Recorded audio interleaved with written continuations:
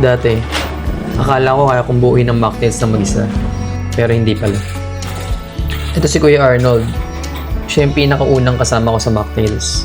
Siya ang laging nandyan, rain or shine, para mag-set up, maglinis at siguradong handa ang lahat bago kami magbukas. Napakasipag at wala akong masabi.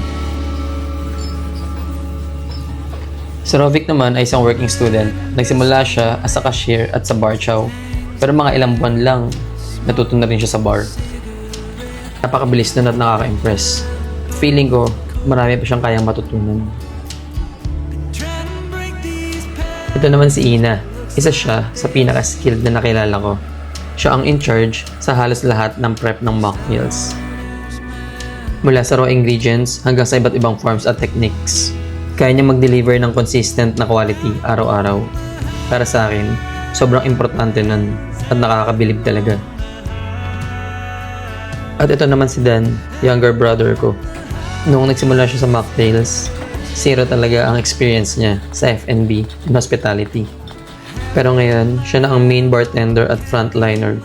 Sa totoo lang, mas mabilis at mas magaling na rin siya sa akin sa likod ng bar. At isa siya sa mga dahilan kung bakit nakabuo kami ng maraming regular guest.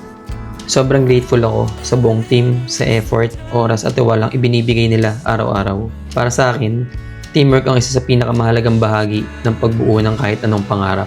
Dahil sa huli, hindi mo naman talaga kayang buuin ang lahat ng mag-isa. Sigurado ako, kung wala ang team, baka wala rin ang mocktails kung nasaan man ito ngayon. And this is the reality of mocktails.